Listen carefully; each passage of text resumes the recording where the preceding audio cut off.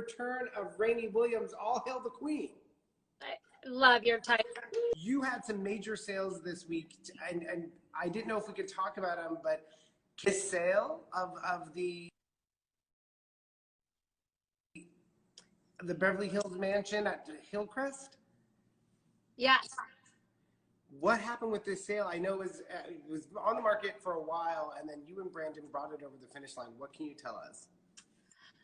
Well, I can tell you whatever you want to know. What do you want to know about it? Well, this property is a good segue into the next property because you actually rebranded it back in July, and you gave it a different look. Do you feel like that helped sell the property?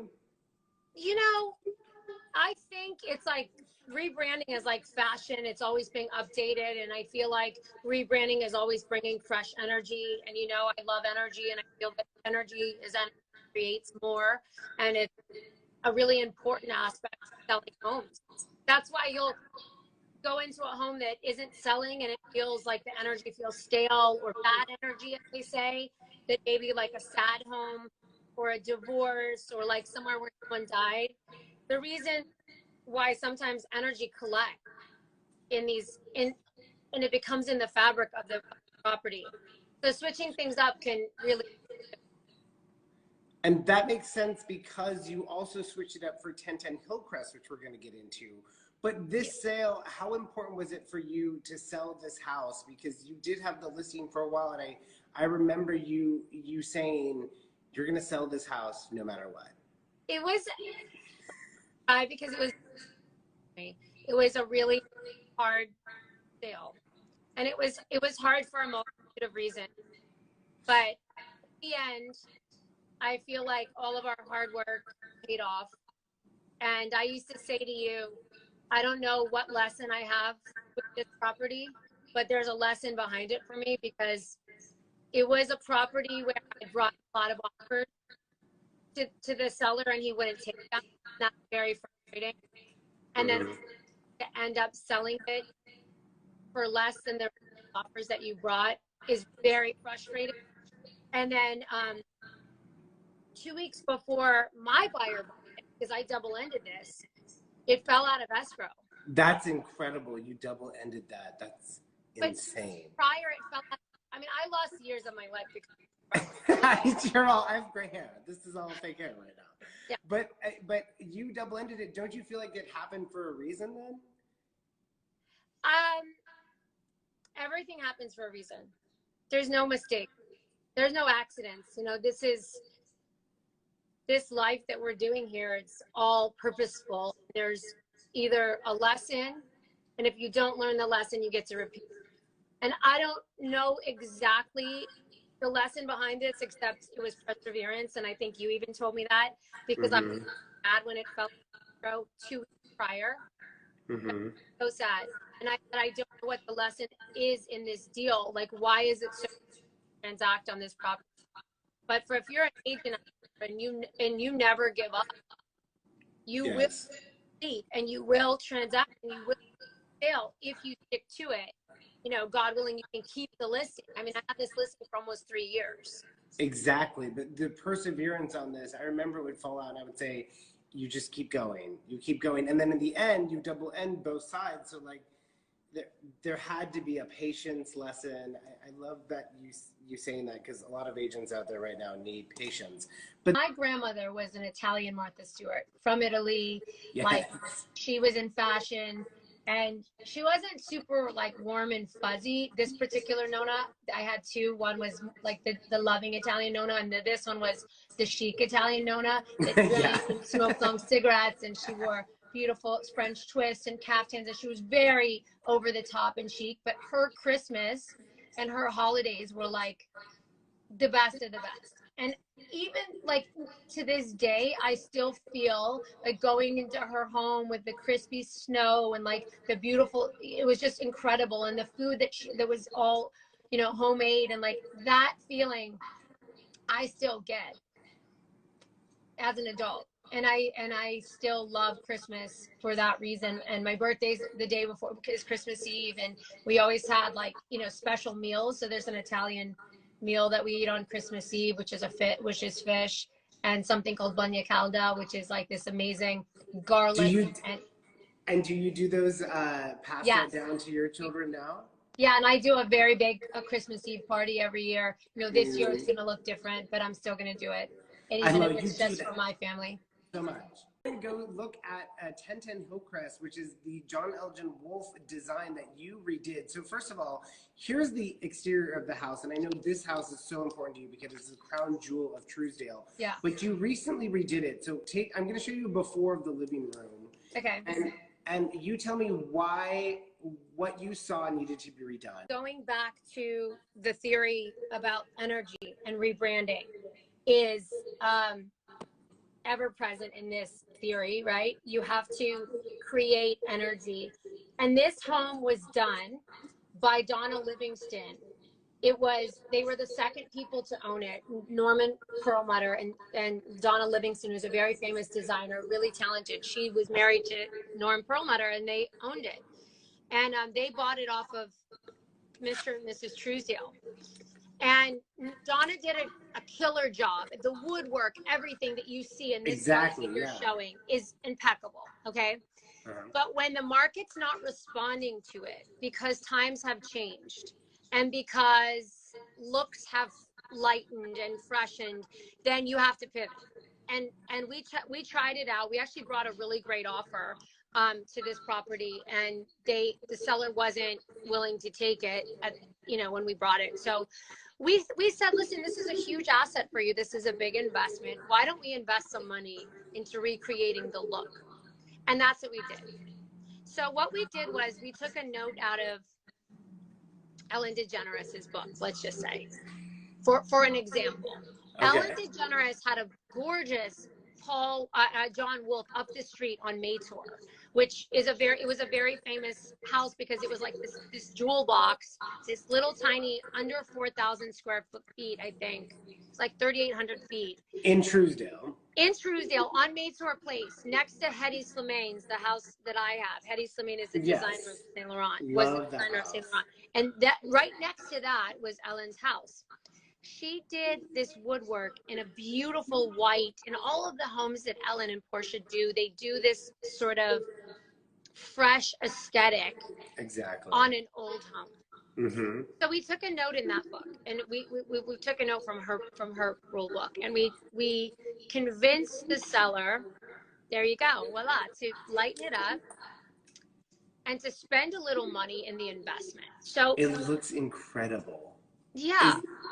It looks like an entirely different home, and the light really bounces off the walls now because they're white. Yes. You almost see more of the molding. Yeah. But you also replaced all the furniture. Why did you decide to do that as well? The same thing. It's kind of like the juxtaposition of modern with Hollywood Regency. In this case, John Elgin Wolfe is known as the godfather of Hollywood Regency. So some people love Hollywood Regency, some people don't respond to it, but everybody responds to fresh, interesting, different. And I think that was kind of what happened to the Los Angeles luxury market, was it became very homogenized, and every house was starting to look like a white drywall modern box. And so when you see something different, like an Artie Tavengarian or like an Osclo, you're just like, wow. Incredible. The comment section is freaking out. They're mind blown. Wow. I love how you kept the brass brackets as well. Here's some more before shots. Here's the dining room before. Look at those heavy curtains, that heavy table. And then here's the after with actually, this is the study. That's the study. Mm-hmm. This is the study. That's the study. But again, you lighten it up by using furniture with glass that you can actually see through. And we Here's took the dining room. There's the dining, which we kept that gorgeous light fixture, which is a Fornasetti, beautiful Italian light fixture. It's hand-blown glass. And then we just, we lightened the walls.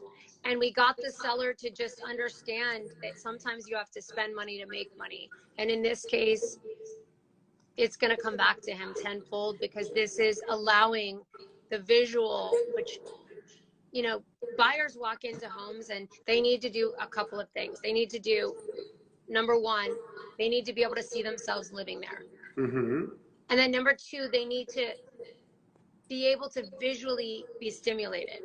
Yes. And that's why staging is such a big business, because staging, it's like smoke and mirrors, but it allows visually for the buyer to have the experience, which creates emotion and then triggers them to want to buy it. Is there a reason that you just zoned in on the main living areas? I can see you didn't do the outside.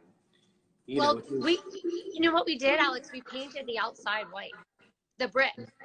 Oh my God, I don't have a picture of that. Not this front brick. That's it. That's painted. It was gray. Oh my God, you're so right. And John Wolfe, here you can see it in the before. Yeah, we lightened it up. And they lightened up the house. You see that roof? That is the Mansour roof, and that's the famous John Elgin Wolfe roof. That it was famous in the, you know, Hollywood Regency. And you have to go with that, you know. So adding light and creating that the chic black and white, that kind of just really changed everything as much as you can. You also dropped the price a little bit. It was listed in this article back in the day. It was listed for around $31 million. So I'm gonna have the audience guess the price and see.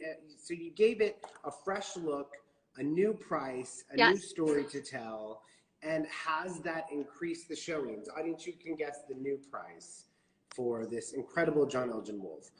Rayni, what has it done for you showing wise? Because you relisted it recently, no? Yeah.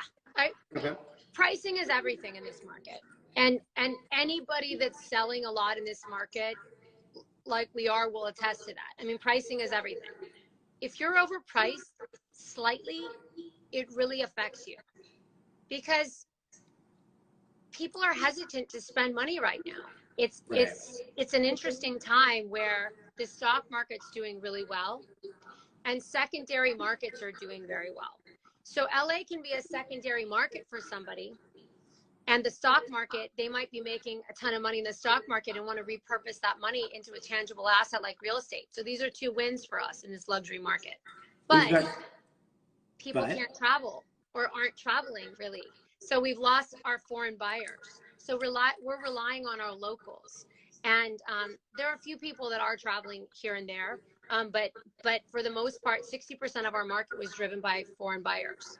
Interesting. 60% of the market was driven by foreign buyers. I love that stat. We've got two guesses. David I. Jamira says 28.5 million and Peds 93 says 29.9 million. Rayni, what's the new price of 1010 Hillcrest Road? 29.9. 29.95. 29.9, yeah. 29.9. P-Lads got it. P-Lads 93, right? Heads 93, yes. For this architectural masterpiece done by two significant people on a flat piece of the best lot in Trousdale. Rayni, take us over to your, somebody dropped off a gift for you to open. Yeah, it almost didn't make it. My kids tried to open it, but I stopped them. We'll put it in a boring box next time.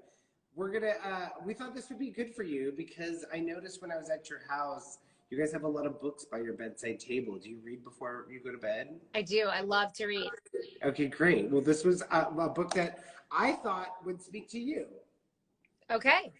Thank you for my beautiful card, Rayni. We love our queen. It's the Queen of Trousdale. So funny. My daughter was like, you know, you're the Queen of Trousdale, my 6-year-old. I was like, thank you, Alexander. She is the Queen of Trousdale. I didn't say that. All the magazines said that. And then you have so much. Oh yeah, that's from my garland. Always put a sprig on a gift, people. Oh my gosh, I love Jay Shetty. I love Jay Shetty. Think like a monk. Thank you so much. I love Jay Shetty. He's amazing. He's amazing. It's his new book, and like it was speaking to me when I just downloaded the sample, so I had to order it. I love it. Thank you. I will dig into this. Yeah, put it by your bedside, and then Brandon will try and steal it. Yeah. So, Rayni, I want to thank you for coming back and telling us about those properties. I know you have a lot to announce in the next month, but December 22nd is going to be your birthday show, and we can't wait to celebrate with you. We love you so much, and thank you for coming back to the show. Of course. Thank you for having me. I love you guys. Love you. Bye, Rayni. Bye.